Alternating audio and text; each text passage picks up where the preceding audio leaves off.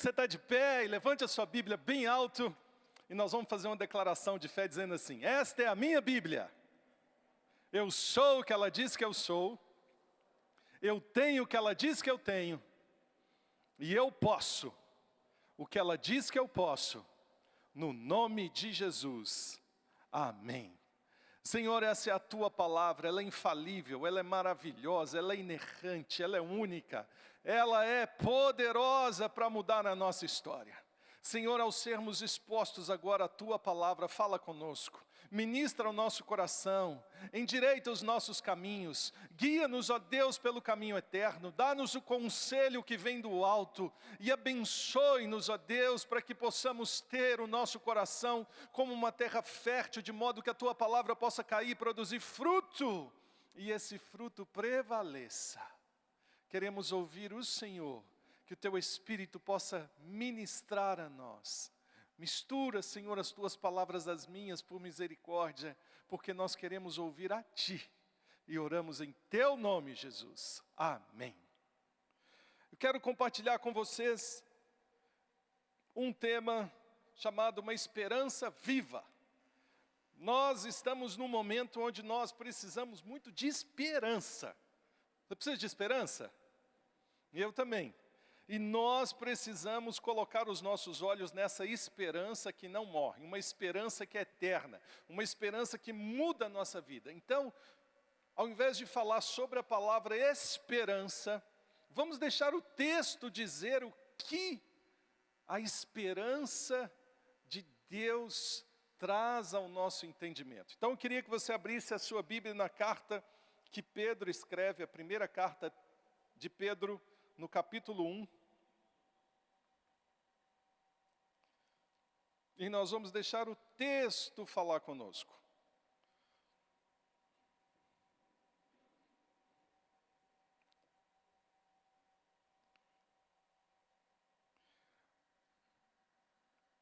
Você que ouviu esse louvor maravilhoso hoje, se você tem jovens, adolescentes, filhos, você é jovem, esse é o nosso louvor de sábado, né, gente? Mas não é de sábado, é de domingo, é de segunda, é de terça, é da Igreja Batista da Lagoinha, em nome de Jesus. E ontem estava aqui uma bênção, poder de Deus. Todos abriram? Amém? 1 Pedro, capítulo 1, verso 3. Vamos ler até o 5. Diz assim: bendito seja o Deus e Pai de nosso Senhor Jesus Cristo. Conforme a sua grande misericórdia, Ele nos regenerou para uma viva esperança, por meio da ressurreição de Jesus Cristo dentre os mortos, para uma herança que jamais poderá perecer, macular-se ou perder seu valor. Herança guardada nos céus para vocês que, mediante a fé, são protegidos pelo poder de Deus, até chegar a salvação prestes a ser revelada no último tempo. Então nós vamos fazer uma leitura do texto e vamos compreender por que aqui a esperança se mistura com a herança. Primeira parte desse texto, ou para a gente compreender, Pedro, quando ele escreve essa carta, ele escreve para pessoas que estavam morando fora de Jerusalém, e pessoas que estavam sendo, de alguma maneira, morando com alguns que não eram crentes. Não existia essa palavra crente naquela época, eram cristãos, que era parecido com Cristo. E quando o apóstolo Pedro escreve isso, ele quer encorajar essas pessoas, que em alguns momentos viviam no meio de pessoas que não tinham o Senhor Deus como seu Senhor. E nós vivemos num momento assim, não é verdade? Nós vivemos em um momento onde nós somos cristãos, somos crentes, e estamos no meio de pessoas que não são crentes. E os nossos valores são diferentes. E esse era um grande desafio, porque aqueles que tinham valor na salvação e acreditavam que Jesus era o Senhor, viviam de uma forma, mas os outros que não acreditavam viviam de uma forma diferente. E é assim até hoje. Quando você vê alguém mentindo, eu não sei você, irmãos, mas quando eu vejo alguém mentindo, eu fico assim, como pode? Você mentiu. E às vezes a pessoa fala assim, você tá louco, cara? Normal. Só que a gente começa a ser exposto a uma vida tão diferente por meio daquilo que Jesus faz, que quando a gente se depara com algo que a gente não está acostumado, a gente fica assim, diferente. E eu vivo muito dentro da igreja. Então, às vezes, quando eu saio, nesses dias agora eu viajei, aí quando você é exposto a alguma coisa assim, você é exposto, você fica meio que desorientado, né? Então eu oro por vocês que estão vivendo isso, seja no trabalho, às vezes na família, às vezes na escola, vivendo com pessoas que não têm os mesmos valores que vocês. O que eles fazem? Aquilo que é da sua própria natureza. E essas pessoas que Pedro está aconselhando, viviam no meio desse povo. E era diferente isso. Eu lembro, irmãos, quando eu tive Covid, alguns amigos não crentes me davam conselho. Os crentes diziam assim, estamos orando por você, Charles, Jesus vai levantar a sua saúde, vai restaurar a sua vida. Amém? E eu dizia, amém. E os não crentes diziam assim, Charles, eu conheci uma pessoa que teve Covid, já tem 7 meses, foi lá no início, em janeiro, e até hoje não voltou o paladar nem o olfato. Eu falei, nossa, muito obrigado. No hospital tinham pessoas, eu fiquei internado, tinham pessoas que não conheciam a Jesus. Então uma delas, quando entrou no quarto, eu falei assim, a senhora que vai limpar aqui o quarto já deve ter visto muita coisa, né? E ela disse assim, sem nenhuma maldade, a expressão do coração dela, ela disse assim, ah moço, eu já vi mesmo. Ó, às vezes eu estou limpando, entra o saco preto e leva a pessoa embora. Falei, o que seria o saco preto? Ah, moço, enrola a pessoa aí que já foi, o Covid levou. Mas você tinha que ser uns 2 sacos pretos, né? E às vezes eu falava com outras que era crente, ela dizia assim, ah, eu já vi gente sendo curada aqui. Eu sei que Deus vai te curar e vai te levantar. Então nós vivemos o tempo todo lidando com palavras que vêm de pessoas que conhecem a Deus e palavras de pessoas que não conhecem a Deus. E aqui Pedro está dizendo e trazendo uma palavra para aqueles que conhecem a Deus. Por isso que o texto começa assim, bendito seja o Deus. Bendito seja Deus. O que essa expressão quer dizer? Essa é uma expressão que para nós pode ficar comum, mas essa era uma expressão dentro do povo de Deus do Antigo Testamento, que significava louvor a Deus. Eram bênçãos que Deus derramava sobre o seu povo. Eram bendições do seu povo. E gente, eu fui estudar isso. Que coisa maravilhosa. Existem 18 bênçãos que eram comuns na vida dos hebreus ou dos judeus, que até hoje eles usam essa expressão no final de cada uma dessas bênçãos. Então eles dizem, Deus abençoe o seu trabalho, Deus abençoe sua saúde, Deus abençoe sua vida profissional, Deus abençoe seu casamento. E no final eles dizem, bendito seja o Deus nosso Pai. Era uma expressão de louvor a Deus, que trazia conformidade com os seus atributos eternos. Nós perdemos isso na nossa geração, mas na minha época, ainda pequenininho, se eu saísse de casa sem tomar a bênção da minha avó, era varada. Não sei se você passou por isso. Era algo muito parecido com isso, só que o hebreu, ou o povo de Deus do Antigo Testamento, não perdeu. Eles sempre diziam, a bênção, meu Pai. Bendito seja Deus, o meu Pai, que te abençoe em todas as áreas da sua vida. É uma expressão de louvor a Deus. Pedro começa trazendo uma expressão de louvor e de gratidão a Deus, quando ele vai escrever uma carta. Pedro começa a dizer que havia algo de maneira que era digno de ser louvado, que era Deus, era um estilo. E essa expressão, o que ela traz?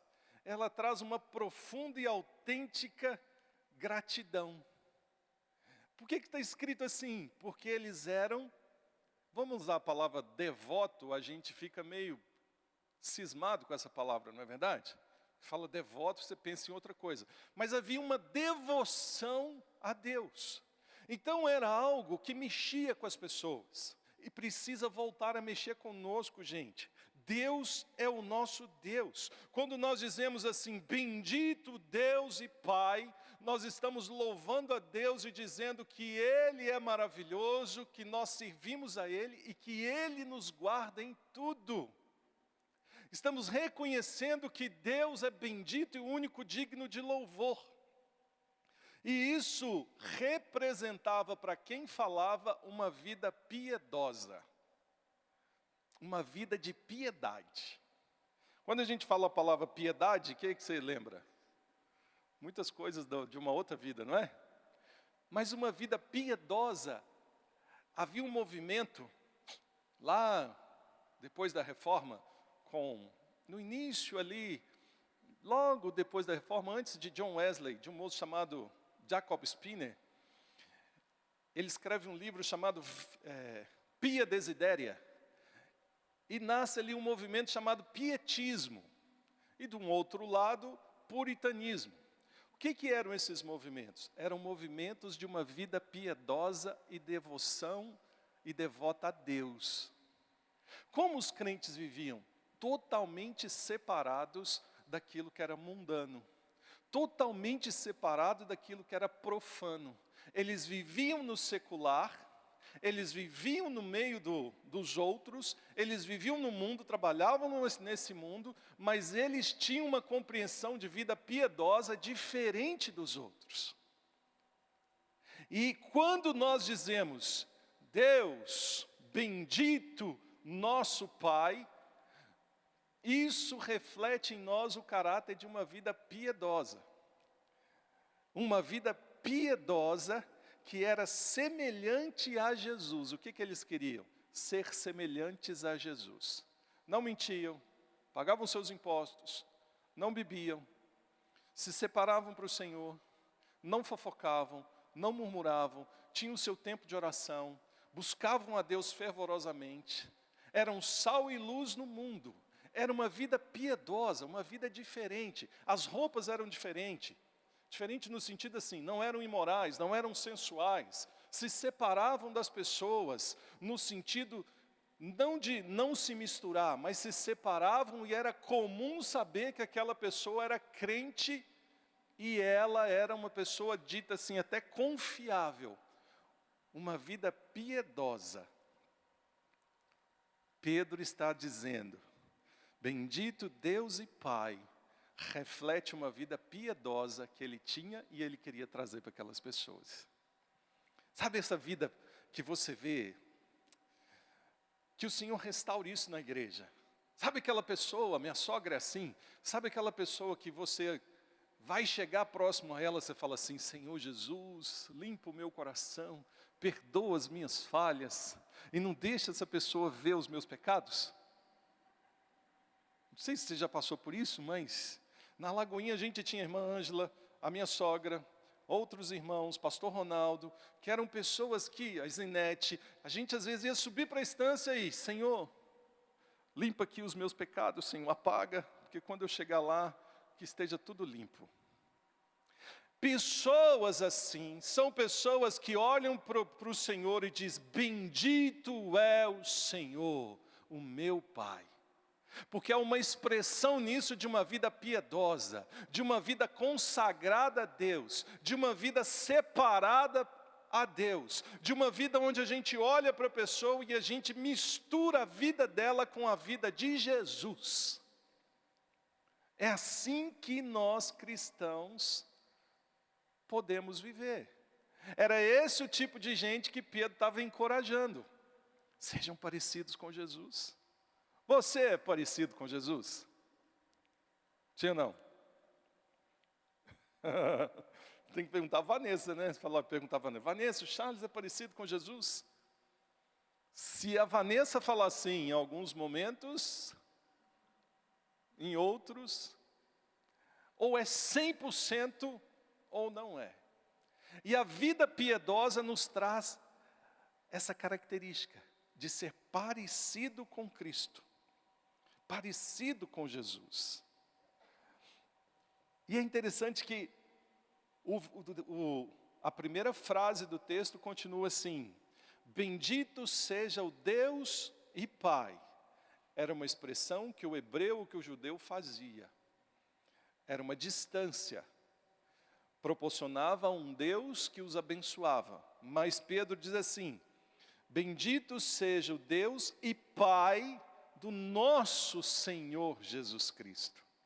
O que muda quando ele acrescenta assim, do nosso Senhor Jesus Cristo?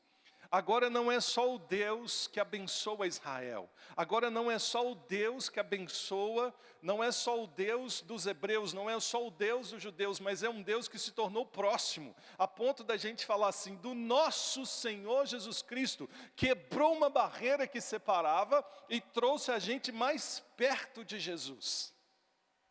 Antes era só para um povo. Quando ele expressa de nosso Senhor Jesus, ele está incluindo todos aqueles que Jesus salvou para chamar Deus de Pai. A gente não valoriza isso, mas nós não poderíamos chamar Deus de Pai, porque a gente estava fora do povo de Israel. Não sei se você é judeu, mas o Antigo Testamento está voltado para o seu povo, o hebreu. E Jesus nos acrescenta nas mesmas promessas desse povo. Por isso que Pedro diz assim, bendito seja o Deus e Pai de nosso Senhor Jesus Cristo. Há alegria no seu coração, no meu coração, em dizer assim, bendito seja o Deus e Pai do nosso Senhor Jesus Cristo. Nós precisamos ter alegria, e essa frase simplesmente representar uma mudança tão drástica na nossa história, que a gente se prostra de alegria, dizendo assim, obrigado Deus, porque eu posso dizer, bendito o Senhor que é o meu Pai, mas é também o Pai do meu Senhor, Jesus Cristo. Então esse povo que não tinha direito nenhum, a nenhuma promessa, que estava longe no mundo, parece que estava desamparado, começa agora a ter um amparo. E eles começam a viver algo diferente, eles começam a viver uma esperança nova. A distância diminuiu, agora ele é Pai. O Deus presente que a gente via só no alto e orava, ou rezava assim na época, Pai nosso que estais nos céus, santificado seja o teu nome, que a gente só fazia isso, agora não é tão distante, nós o chamamos de Pai, e um Pai que responde, e mesmo que a gente não tenha um Pai terreno, Ele é o Pai que nos ampara, que está presente, que nos abraça. Realidade de ter um Pai presente, só a fé cristã permite isso, só por meio de Jesus Cristo nós temos isso. É um Pai que está além dos prodígios já feitos. É um Pai que realizou o maior milagre da história, que ressuscitou a Jesus e revelou ao homem os seus mistérios. Gente, o que nesse tempo de esperança nós precisamos ter? Dizer assim, bendito seja o meu Deus, que é Pai do meu Senhor Jesus Cristo. Quem é o Pai? É o Criador de todas as coisas. Seja vírus, seja bombas nucleares, seja o que for na terra, o meu Pai, o Pai do meu Senhor que me salvou, é dono e governa de maneira soberana toda a terra. É o meu Pai que governa tudo isso. Quando a gente treme, quando a gente tem medo, quando a gente precisa na minha época, de adolescência, meus pais se separaram cedo, mas ainda assim, eu e meu irmão, quando a gente precisava de dinheiro, para quem que a gente ligava? Pai, dá para você me ajudar? Pai. Na minha época isso acabou até os 18. Hoje, infelizmente, vai até os 40. Tem gente falando, pai, me dá dinheiro. A vida está mudando, né? Mas naquela época a gente falava assim, pai, me ajuda, me socorre. O mesmo ou maior do que tudo isso, ainda que o meu pai não tivesse, ainda que meu pai não pudesse ajudar, quando eu olho para a minha dificuldade de vida presente, e se eu olhar para o alto e precisar de algo, eu posso dizer, pai, me ajuda. E o meu pai estende as suas mãos, e por meio de Jesus Cristo, Ele traz a provisão à minha vida. É o pai que me dá uma esposa, é o pai que dá marido, é o pai que me deu filho, é o pai que por meio de Jesus Cristo me dá o sustento a cada dia, é o pai que me dá esperança, é o pai que me ajuda a não murmurar, é o pai que me ajuda a não ser carnal, é o pai por meio de Jesus Cristo que me ajuda a me levantar a cada dia e se prostrar diante dele e por meio da oração ver as coisas sendo transformadas. É o pai. Aleluia! Mas tem coisas maravilhosas aqui. E o que ele diz? Tem algumas coisas aqui do português, né, algumas preposições, e continua assim, conforme a sua grande misericórdia, Ele nos regenerou para, outra intervenção, uma viva esperança, outra, por meio da ressurreição de Jesus Cristo dentre os mortos. Então, para compreender isso, eu preciso fazer uma pergunta. Como eu me relaciono com Deus? Como é a minha relação com o Pai? Eu reconheço como o único Senhor que pode me abençoar? Como você se relaciona com o Pai no seu dia a dia? De maneira piedosa, né? Como anda a sua vida em piedade diante do Deus que nós servimos? Alguém disse outro dia assim, se o Google, de repente, resolvesse revelar todas as suas pesquisas, seriam boas ou não? Como está a nossa vida diante do Deus que nós servimos? E aqui há um adversário, uma vida piedosa versus uma vida mundana. Como nós vivemos a nossa vida? No lado de piedade e no lado de vida mundana. Entendam, irmãos, que viver naquela época era muito parecido com hoje. As dificuldades, talvez, pela tecnologia, vão se distanciar e não há comparações. Mas no efeito servir a Deus, era o mesmo contexto. Como anda a sua vida e a minha vida no quesito piedade? Como anda a minha vida misturado com aquilo que é mundano? Hoje a gente tem muita sensualidade. Naquela época a gente tinha muitas, porque tinha até lá em Éfeso um culto sensual, vamos dizer assim, de prostituição. O mesmo, as coisas não mudam, o Satanás é o mesmo. Ele tenta da mesma forma. Naquela época, haviam conflitos com os filhos, conflitos nos casamentos, conflitos nos relacionamentos. Como nós nos portamos em meio a isso no dia de hoje? Como está o seu relacionamento com Deus? Como é a alegria de satisfazer uma vida piedosa? Uma vida de devoção. É a vida de devoção que nos leva a entrar no nosso quarto, ou vir para algum lugar, e você ser cheio do Espírito, e se arrepiar às vezes, ou não, porque não depende de sentimento, mas o poder de Deus vem, Deus nos enche, e nós começamos a levantar um clamor e dizer assim, eu creio que por meio do meu Deus que habita em mim, essa situação vai parar. Nós temos autoridade quando somos cheios desse Espírito que já está em nós. E isso nós temos como promessa do Pai. É Ele quem nos dá. E esse povo estava sendo levantado e fortalecido nisso. Estavam vivendo dificuldades? Sim, estavam. Mas eles estavam convictos de que Deus era poderoso para mudar a história deles. Um louvor a Deus. Quem é o Pai? Pai terreno nem sempre é igual ao Pai celestial. Às vezes o Pai terreno manifesta no amor, no carinho.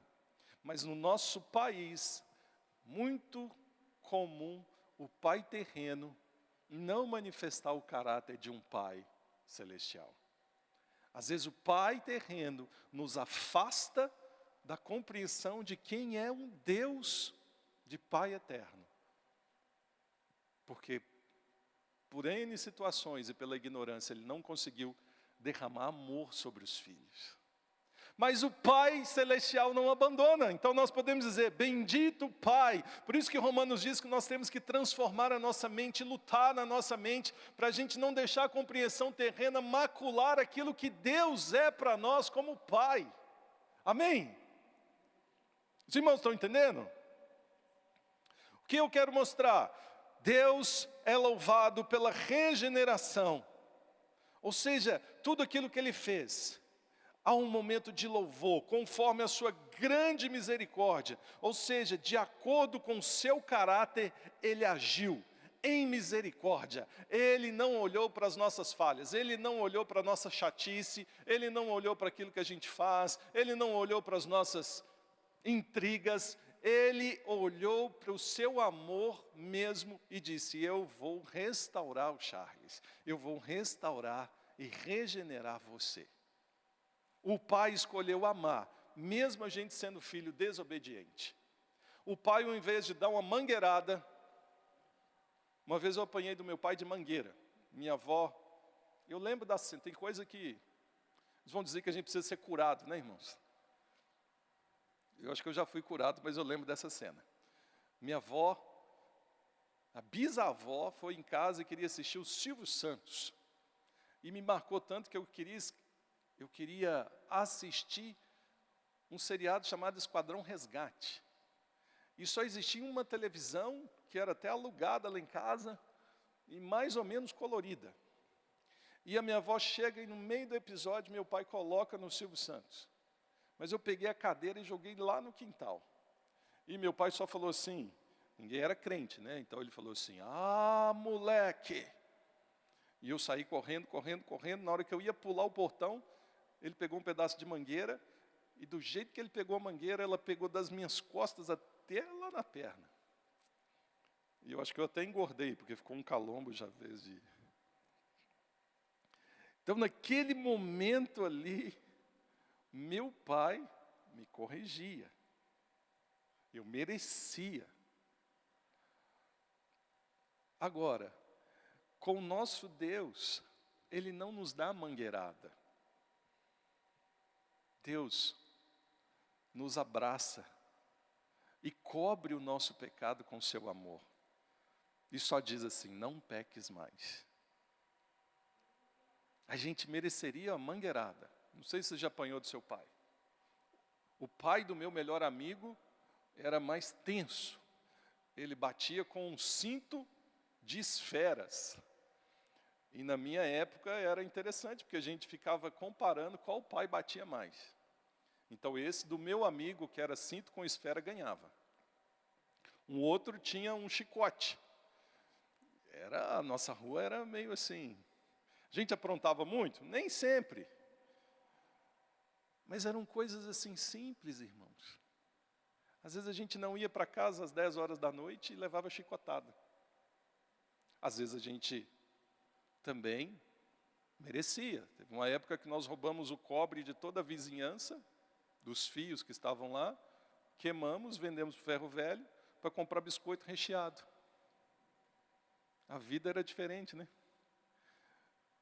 E deu, acho que 300 gramas de biscoito recheado, e apanhamos que dava para comprar uns 50 quilos de biscoito recheado. Mas o nosso Pai não nos pune. Com a sua misericórdia, Ele nos ama. O que Pedro estava ensinando para esse povo? Eles eram acostumados à lei da compensação. Se eu errei, eu vou ser punido. Se eu errei, eu vou ser excluído. Se eu fiz algo errado, eu não posso nem contar, porque se alguém descobrir, eu estou fora. A igreja evangélica ainda age assim. Por isso que algumas pessoas em pecado na igreja não conseguem confessar os seus pecados, porque elas têm medo da lei da retribuição, ou da compensação. Elas pensam, se eu confessar o meu pecado ao pastor, ao líder, eu vou ser excluído, e vou ter que ficar em disciplina muito tempo, e não vou poder fazer aquilo que eu faço. E não experimenta cura, porque nós trazemos para a vida da igreja uma realidade de compensação do nosso Pai terreno. Mas o Pai Celestial, que é o nosso Deus e Pai, é um Pai de amor, que ama, que restaura e que age com misericórdia. E assim nós precisamos ensinar os nossos filhos. Filhos, quando acontecer algo, conte para o papai. Pode haver correção, mas a correção é para o seu bem. Mas o amor é maior que eu tenho para com você. A igreja é o lugar onde nós podemos confessar as nossas culpas e dizer, não tenham medo, porque Ele nos regenerou, sua grande misericórdia, essa misericórdia que nos move. E mais do que isso, Ele nos regenerou, nos deu uma nova vida. Para que Jesus fez tudo isso? Para que Ele permite você chamá-lo de Pai? Para que Ele agiu com misericórdia? Para que Ele te salvou? Para que Ele te trouxe de volta? Para que Ele trouxe esse povo? Para uma esperança viva. Então nós somos filhos de Deus, nós somos regenerados, nós nascemos de novo, nós experimentamos uma nova vida, nós temos o poder de Deus em nós, nós vivemos e podemos chamar Deus de Pai. Para quê? Diz o texto, para, uma preposição, para uma esperança viva. Você é crente, você congrega na Lagoinha, você vem e relaciona com seus irmãos para quê? Para uma esperança viva, a esperança que não morre, ou seja, é aquilo que é esperado. O que é uma esperança viva? É uma esperança sempre renovada, ela é renovada pela confiança no poder e na confiabilidade daquele que deu. É aquele que não falha, aquele que não muda, aquele que não volta atrás, que é Deus. Se Ele prometeu, Ele vai cumprir. Essa esperança que Deus prometeu a nós. Pode estar ruim, pode voltar bandeira laranja, bandeira vermelha, bandeira roxa, bandeira preta, bandeira quer que seja. Há uma esperança viva no meu coração e no seu. A esperança viva que Jesus nos regenerou por sua misericórdia e cuida de cada um de nós. Ele cuida.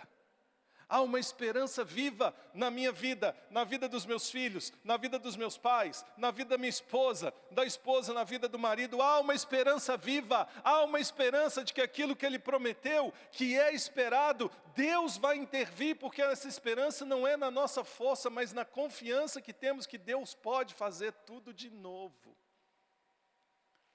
Deus pode mudar as circunstâncias, Deus muda o coração.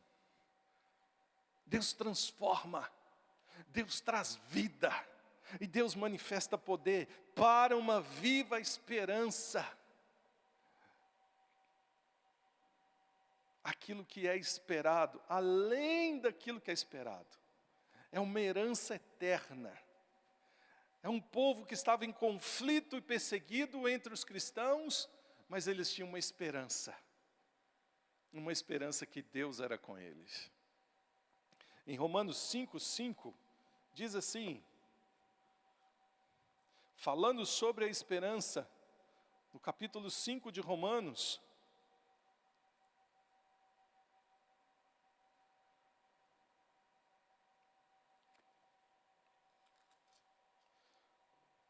está escrito assim, e a esperança não nos decepciona, porque Deus derramou o seu amor em nossos corações por meio do Espírito Santo que Ele mesmo nos concedeu. E a esperança não nos decepciona. A esperança te decepciona? Não.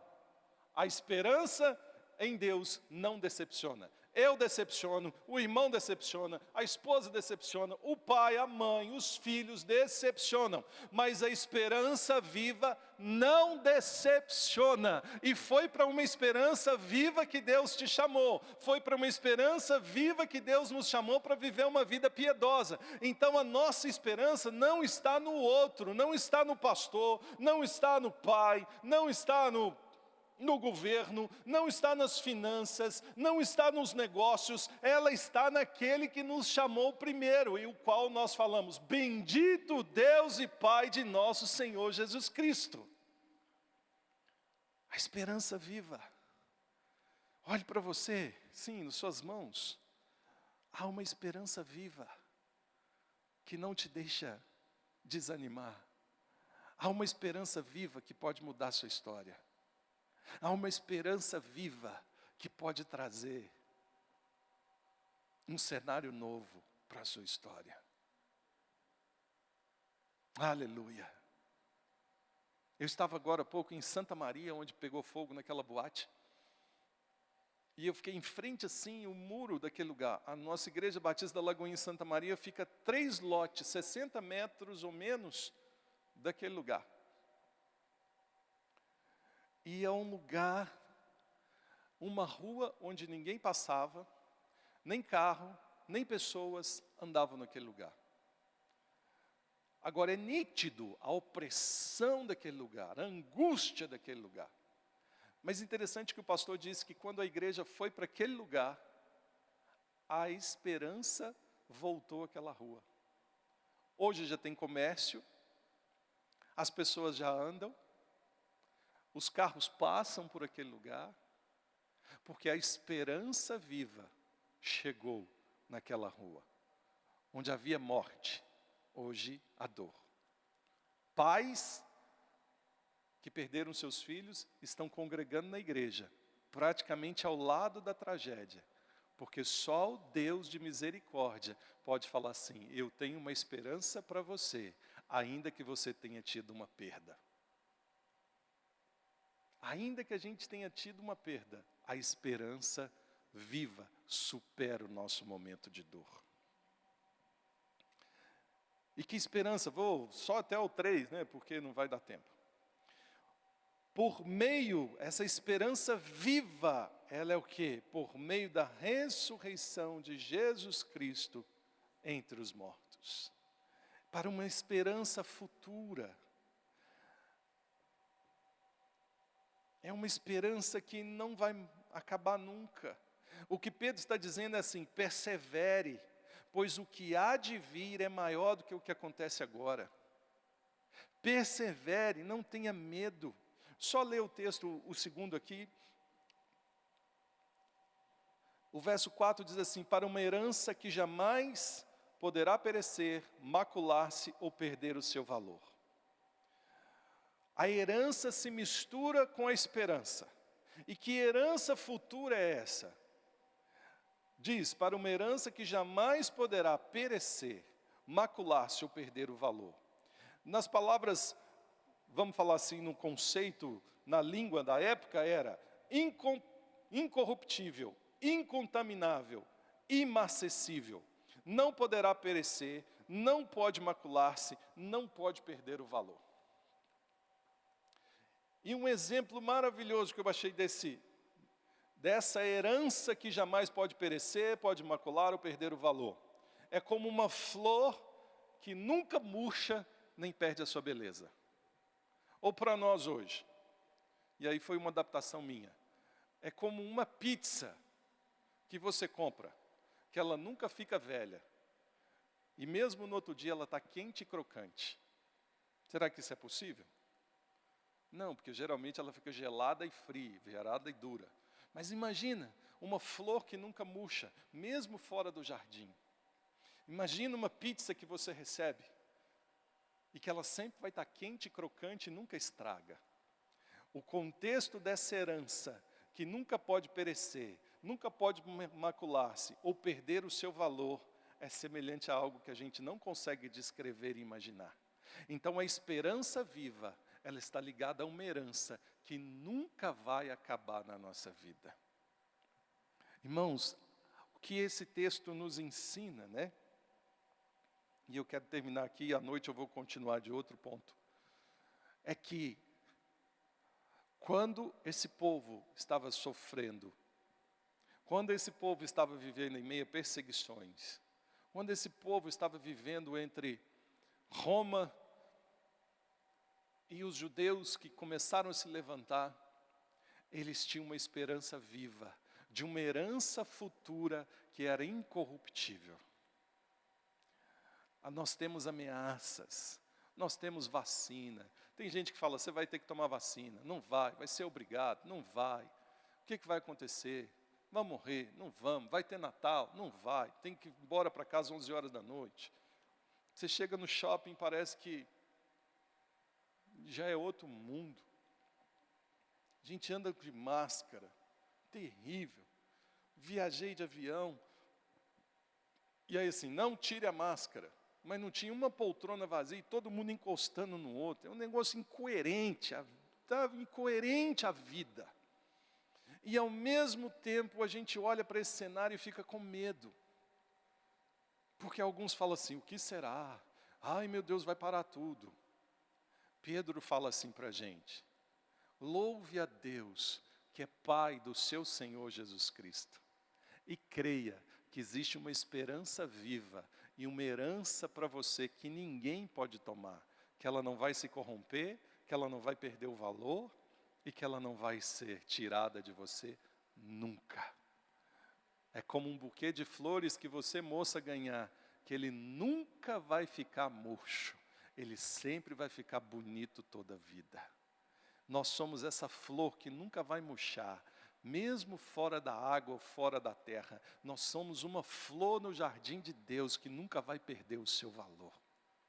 Mas se nós formos regados pela presença de Deus e movidos em oração a buscar essa esperança viva e essa herança incorruptível, Deus vai agir em seu favor e em meu favor, e a nossa história será transformada. Amém? Não vai faltar, não vai ter dificuldade que não seja suprida por Deus. Não vai ter desespero, porque Deus é a nossa esperança. Aflição pode ter, mas a herança viva é a certeza que nós temos. Lembre disso, ela é incontaminável, ela é incorruptível, ela nunca perde o valor. Eu e você somos pessoas que, se andarmos com Jesus e crermos e todos os dias dissermos, bendito meu Deus e Pai, do meu Senhor Jesus Cristo, obrigado por essa esperança viva, nós não seremos contaminados, nós não vamos perder o nosso valor e nós não seremos corruptíveis. Quer viver bem? Creia que há uma esperança viva e uma herança incorruptível para você. Você tem valor. Sabe aquelas músicas que a gente canta? Você tem valor. Esse dia eu cantei para o irmão assim, quem te viu na prova e não te ajudou, agora vai ver você no palco e vai. Tem música que a gente não tem os seus contextos teológicos, mas tem princípios. Povo que tem a esperança viva é o povo que confia que Deus é Pai. Deus é Pai e não te abandona. Está difícil, pode até estar, como estavam para esses homens naquela época, mas o Deus que é poderoso não nos abandona. Não te abandona. Ele te ama. E Ele diz, tem uma esperança viva, uma esperança que não falha, uma esperança que nunca acaba, uma esperança que é maravilhosa, uma esperança que não é corrupta, uma esperança que não se contamina, uma esperança misturada com uma herança que está ligada a um novo nascimento que ninguém pode nos roubar das mãos de Deus, uma esperança que nós vamos desfrutar a cada dia, e em meio a essa esperança e essa herança, Deus vai cuidar de cada um de nós. e nós vamos ver a mão dele sobre a nossa vida. Ele quer que a gente só se entregue a ele. Não se contamine, não se deixe perder o valor. Escolha uma vida piedosa, se separe de tudo aquilo que é do mundo e viva no mundo, influenciando aqueles que não são, mas crendo que a sua esperança pode levar vida aos outros. Tenha uma vida piedosa, se quiser ter uma vida puritana, mas escolha se separar das coisas desse mundo. Se o Covid chegar, Deus é quem cuida. Deus cuidou de mim. Ah, mas e aqueles que morreram? O vírus nunca ganha, porque Deus é Deus da vida, e Deus é Deus que também nos leva para Ele. Não tenha medo, porque há uma herança e uma esperança viva na sua casa, no seu casamento. Não perca a esperança com seus filhos, com seus pais, com seu marido, com a sua esposa, e mais importante para mim, com você mesmo. Olhe no espelho e fala assim: oh Charles, você é fruto de uma esperança viva, uma herança maravilhosa que nunca vai perder o valor. Cante para você assim no espelho: você tem valor, Charles, você tem valor. Deus te salvou e te escolheu. Nosso coração nesse tempo vai ser sustentado pela certeza de uma esperança que nunca vai falhar na nossa história. Amém? Amém? Pai, nós te louvamos, porque nós sabemos que o que precisamos é crer e ter uma esperança viva e poderosa em algo que não muda, em algo que não falha, em algo que não morre, em algo que não é corruptível, em algo que não se contamina, em algo que não perde o valor. Senhor, que essa esperança viva comece a tomar conta e ser realidade na nossa vida. Somos cristãos, servimos ao Senhor, o Senhor nos escolheu primeiro, o Senhor nos deu vida, o Senhor nos deu vida em abundância.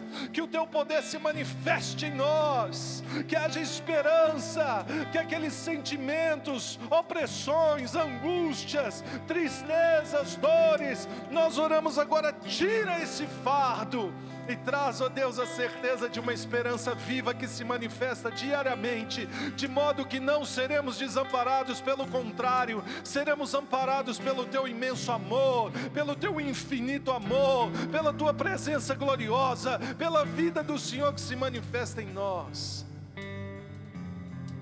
Se você estava abatido, eu creio que o Senhor levanta a sua vida em esperança.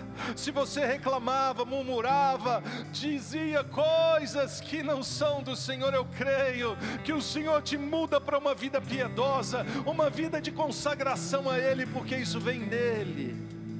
Oh Deus, ensina-nos a viver contigo, ensina-nos a nunca perder o nosso valor, e a saber que o Senhor é aquele que está conosco. Eu abençoo a vida dos meus irmãos para que essa esperança viva se renove a cada dia, e que essa herança incorruptível se manifeste na vida de cada um, em nome de Jesus, amém.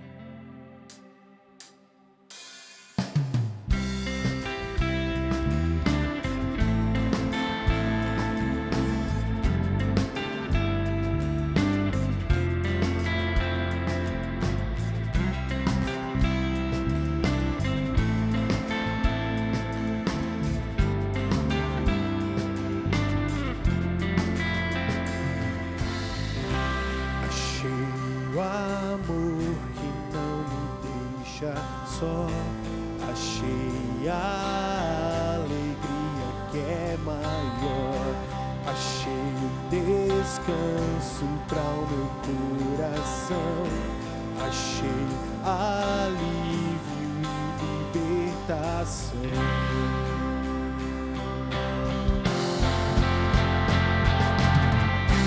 Escudo e proteção acima da